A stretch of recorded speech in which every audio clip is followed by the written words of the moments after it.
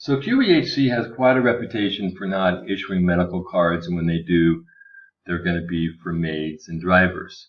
So we're going to be talking about the insurance. It came up in Damon. The company had represented that a number of people, probably over half the employees out of 130 people in this contract, didn't have medical insurance, some for many, many months. The women in Alhassa ended up having to sue QEHC in the labor court this year in order to reclaim medical costs that the company refused to reimburse because they had not issued their medical cards.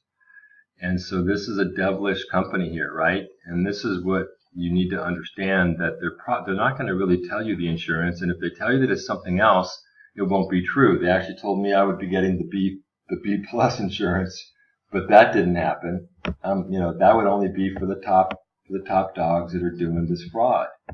So if you're so this, unfortunately, Bupa isn't really that detailed, but you can see that this would be the Class A, all right, and it's for expats. So this is what teachers would get. Okay, it provides all the value, flexibility, breadth of cover. So the thing is, this is your full insurance. You see, you've got dental and optical. It really is an excellent plan, but this isn't what you're going to get. Okay, they have other plans for you. What you're going to get is the domestic plan. Okay, so you can imagine this. The Saudi company has designed this for the domestic workers in Saudi, and God bless them, man, the work they have to do and the suffering they have to put up with is just excruciating. It's got to be unbearable.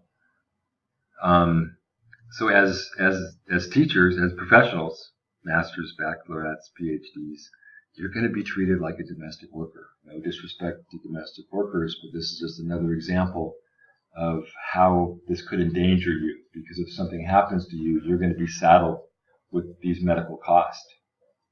Now, the company misrepresented that the reason they weren't issuing these medical cards was because Bupa wasn't processing them.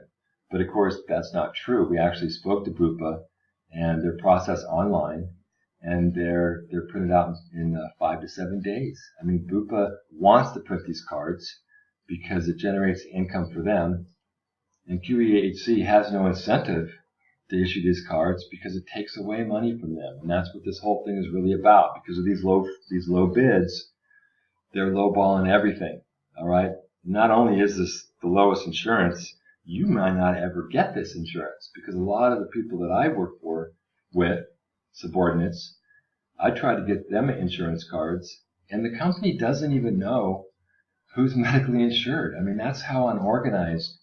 Their ability to manage these contracts, both the financial audits and dealing with the myriad of employee situations and requirements that they have, this is just a really poorly run company. I mean, like I said, this is planned incompetence. So this is an article from the Arab News, and it's really about the residents are talking about their health insurance. Of course, this is where we're talking about the Class C, this domestic stuff. They're talking about least amount of services. If you exceed the limit, you'll have to wait till the insurance company approves it, which they may never do. So this is just like a chain around your neck. You don't really have anything. You can see that there's been increased medical fees for the B and the C grades. So they're not even giving B. All right, we're on the very bottom. So anyhow, you can read the commentary here, and there's people that are talking about the system is just unfair, it's unjust, that they can't file complaints. I mean, the whole thing is just locked down. All right, so welcome to QEHC, and this is the insurance you have, if you have it.